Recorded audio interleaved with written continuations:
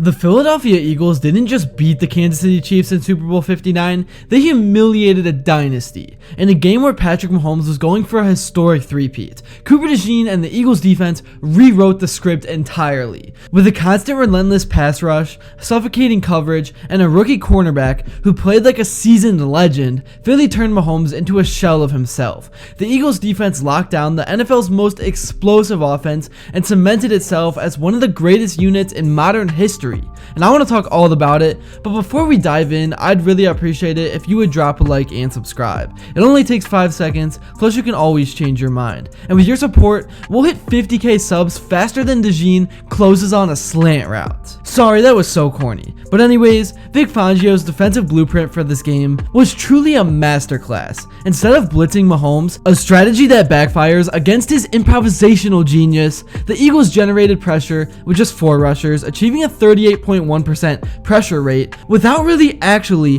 blitzing much at all. This allowed 7 defenders to blanket Kansas City's receivers, eliminating Mahomes' escape routes and forcing him into uncharacteristic mistakes. The main thing the Eagles did was they took playoff Kelsey out of this game. They made them lean heavily on their rookie and Xavier Worthy, which did kind of work out because he had 2 touchdowns and 157 yards, but Philadelphia's secondary, led by DeJean and Quinyon Mitchell, erased the rest of the skill position players. And when you look at the actual final stats for what they truly are, yeah, Worthy had those numbers, but a lot of them were from garbage time. So those stats really kind of masked his invisibility, because in the first half, Mahomes completed just 6 of 14 passes for 33 yards, his worst statistical half as a starter. But anyways, on his 22nd birthday, which to me is just so insane because I just turned 20 a few months ago, and this guy is only 1.5 years older than me, but rookie Cooper DeJean delivered the play of the game. With the Eagles leading 10-0 in the second quarter, Mahomes targeted Hopkins on a 3rd and 16 rollout, a play the Chiefs had mastered all season long, but DeJean read the route like a seasoned veteran, undercutting the pass and sprinting 38 yards for a pick 6. The touchdown ignited a 24-0 halftime lead and showcased DeJean's elite instincts. And look, I'm gonna say this, it may trigger some people, so just take it for what it's worth. It really shouldn't unless you're just a complete snowflake, but I think he just inspires a lot of people. Just being a normal 6-foot-tall white corner out of Iowa, I think he's truly an inspiration for other normal 6-foot-tall corners and linebackers out there who think they can't make it, because to see someone like DeJean do it on the biggest stage just makes you think that anything is possible, especially doing it at that age. But yeah, that touchdown ignited a 24-0 halftime lead and showcased Cooper's elite instincts. And DeJean's impact extended beyond the highlight reel. He played quarters coverage to perfection, syncing with linebackers Zack Baun and Oren Burks to neutralize Kansas City's flood concepts, and his ability to bracket DeAndre Hopkins, who still is a huge name even with his age, while maintaining spatial awareness of Worthy's vertical routes, left Mahomes with nowhere to go. Right when I touched the ball, I knew I was scoring, Cooper said post-game, crediting teammates for blocks that sealed his path to getting a pick 6 on football's biggest stage. Philly's defensive line turned Mahomes' pocket into a war zone. Josh Sweat had 2.5 sacks, Milton Williams had a big game, and Nolan Smith had 4 pressures, and it just overwhelmed Kansas City's offensive line, and they sacked Mahomes 6 times, the most ever allowed by the Chiefs in a Super Bowl. I just don't think Andy Reid and that offense was ready for what was thrown at them, because I was watching ESPN all week long, and they said that it was smooth sailing in terms of practices, and really the only thing that went wrong for Kansas City all 2 weeks long leading up to this game was that the printers malfunctioned. So I think the Chiefs expected to come into this game and just dominate right away, but that was not the case. The Eagles were ready. Jalen Carter, Josh Sweat, and this defensive line were just monsters. The Eagles strategy exploited the Chiefs' interior weakness, with Creed Humphrey struggling against Williams' bull rush and Juwan Taylor overmatched by Sweat's speed. Mahomes faced constant duress, his footwork unraveled, leading to errant throws like Zack Baun's interception, which set up another Eagles touchdown. Even Travis Kelce was held to 0 catches in the first half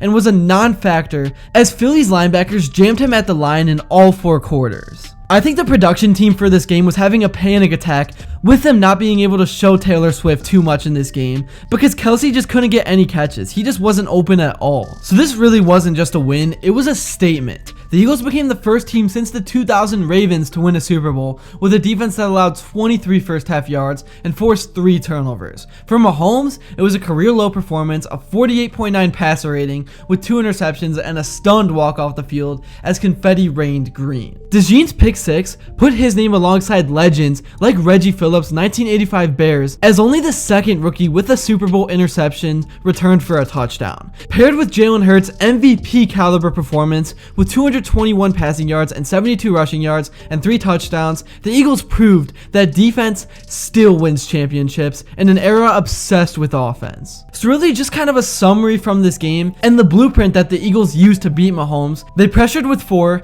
they trusted their linemen to collapse the pocket without blitzing, they bracketed the playmakers using hybrid coverage to isolate Kelsey and shadow speedsters like Worthy, and then the rookies made a big impact, as I've talked about all video long, with DeJean's poise exemplifying how young talent can thrive under Fangio's system. As Philadelphia celebrates its second Lombardi trophy, the Chiefs are left to ponder a future without their aura of invincibility. For Cooper DeJean, this is just the beginning. To contribute as a rookie and do it with this group, it doesn't get better, he said, cradling his birthday cake and a ring in the locker room. That's really all I have to say for this video. Let me know what you guys thought in the comments below, and if you enjoyed and haven't yet, please be sure to drop a like and subscribe, because your support truly does mean the world. And also, let me know what you would like to see next, and until then, I will see you all later.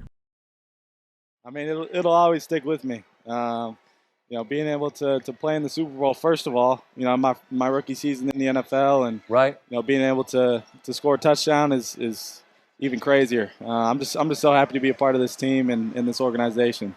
Right when I touched it, I was trying to find the open lane, find the open grass to get in the end zone. Luckily, you know, I had some guys throwing some blocks out there for me, and I was able to get in there. It was awesome.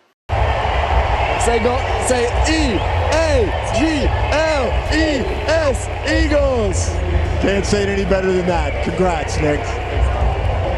As Brandon Graham's trying to give you a big hug here. Yeah! Boy, I appreciate you. I appreciate you too. Appreciate you. Let them know. Let them boys know, man. Tell them get off your back. Let's go. Well, that's exactly what I was going to ask. You said after Super Bowl 57, you sat in the locker room and you thought to yourself, I'll be back. You got back, and now you're a champion. How does that feel? You know, God is good. He's greater than all the highs and the lows, and I think, personally myself, I've just been able to use every experience and learn from it.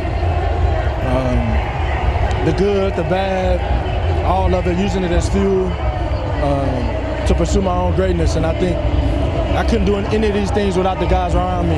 You know, we got a special group this year. We were able to learn from the past and get some nice new pieces and get over that hump.